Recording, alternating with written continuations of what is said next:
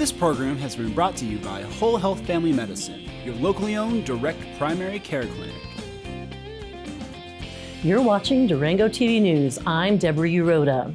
If you shop or dine in Cortez, local merchants want you to pay with cash or check rather than credit card. Last month, Cortez restaurant owner and chef Brandon Schubert tallied up the fees he pays to credit card companies every time he swipes a customer's plastic to pay for a meal. That's when he realized that millions of dollars in credit card fees were leaving Montezuma County every year, and that's when he decided to recruit fellow Cortez area business owners to start the Local-to-Local Checks or Cash initiative. The education campaign encourages customers to use cash or checks to keep local money in the community. I knew I was paying more in credit card fees than I pay for rent for my space. And I was just like, if that's normal for everybody, we're in trouble. I was up at around $800,000 in credit card fees that runs out of this town and never comes back. And it's taken before I pay myself, before I pay my taxes, before I pay the employees, before I pay my rent. It's gone. Never be seen again. Although a 2013 class action lawsuit against Visa and MasterCard resulted in a settlement that now allows merchants to add a surcharge to cover processing fees, Colorado is one of only 7 states in the country that bans the practice. As a result, Schubert estimates that $6.2 million in credit card fees leaves Montezuma County each year.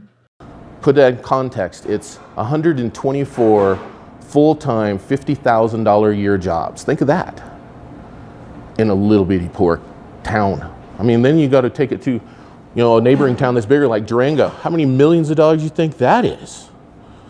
Then over to Denver and all the local communities. I mean, nationwide, it's trillions of dollars.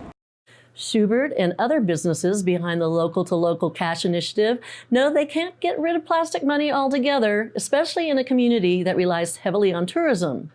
According to an economic impact report prepared by the Colorado Tourism Office, overnight travelers in Montezuma County contribute more than $95 million to the economy and generate $2.9 million in local sales tax revenues. We want to make it clear that this is not us telling you we want this certain form of currency. This is our merchants telling you, hey, we get 3% of everything you pay us taken out every time you use some kind of plastic, and it's starting to hurt us. And in a business like a food service or some of these places that make the profit margin is tight, those charges can really add up. So that's what we're doing, is starting a movement. The bottom line, Schubert says that when you pay with cash or check, you're not only supporting local businesses, you're strengthening the community. I'm going to take that money and I'm going to spend it across the street or right down the street. That's what I do. I'm a small town guy. These people pay my bills, I pay theirs. So, that's the point we're trying to get across. If you'd like to know more about the check and cash movement in Cortez, visit the initiative's Facebook page at Local-to-Local Checks and Cash.